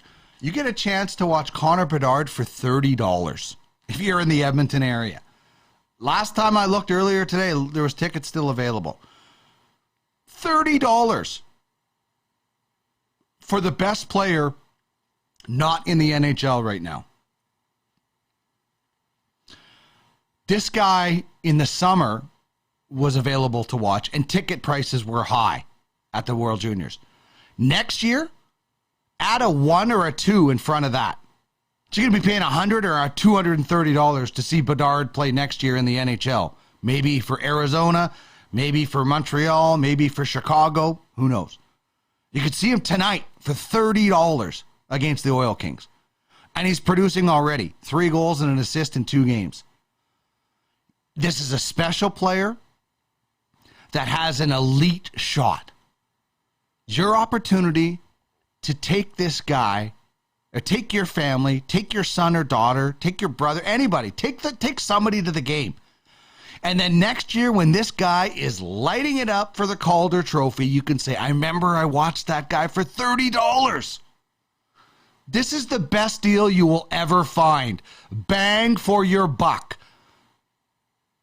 Because like I said, next year it'll probably cost you $230 to watch him play in the NHL. In the lower bowl. So, number 98, Connor Bedard and the Regina Pats in Edmonton tonight.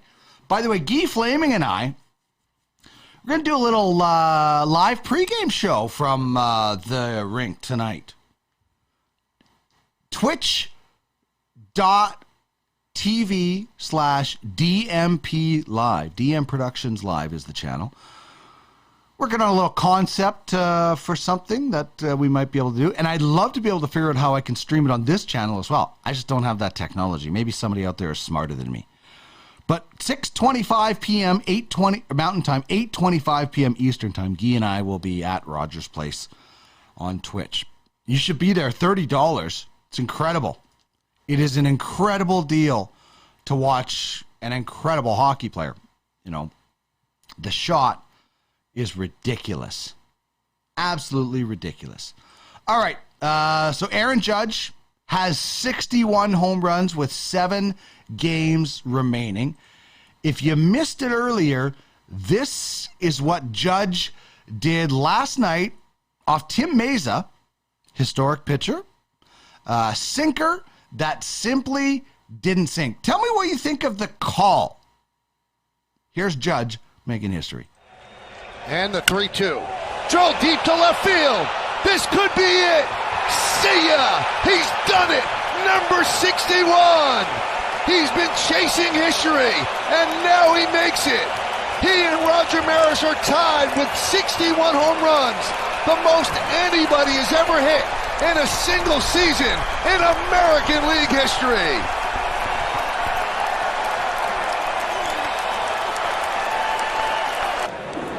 "61 years ago in 1961, Roger Maris hit 61 home runs. That record in the American League is held up through all these years. And 61 years later, Aaron Judge has tied him. And you can see a sense of joy and relief on his face. It was wearing on him just a bit, but with that one swing, he makes history. All right, so it is incredible. I give that call like a B, maybe. I wasn't that great. I've gotten to like the Yankees broadcast and Michael Kay a lot more, but that was a B. Like, he talked too much. Learn from Vin Scully. Let the play breathe. And I know it was in Toronto and Jays fans weren't exactly going nuts, but still. So I don't know. It was not my favorite call. I hope 62 is better. I love the symmetry numbers and everything, I hope 62 is better. Just my opinion. You might feel differently. That's totally fine.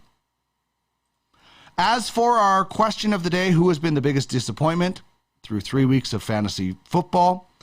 Chime in if you want on Twitch or at Duck Millard on Twitter. And our top three, after Judge ties a record, what are the most unbreakable records? I got Glenn Hall's 502 straight games, Cy Young's 749 complete games, and Jerry Rice almost 23,000 receiving yards.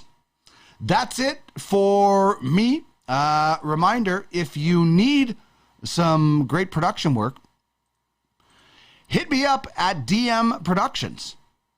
Info, DeanMillardProductions@gmail.com.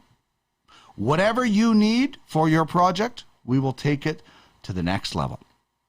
And with that, I'm going to say goodnight. Have yourself a wonderful Thursday evening. Enjoy whatever it is you will be watching tonight, whether that's Thursday Night Football on Prime Video, or you'll be at Rogers Place where I will be watching Connor Bedard for $30. Sensational.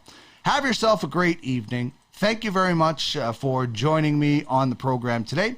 We will be back again tomorrow at 4 p.m. See you then. Thanks now. Bye-bye. Bye-bye. Bye-bye. Bye-bye. Bye-bye. Bye-bye.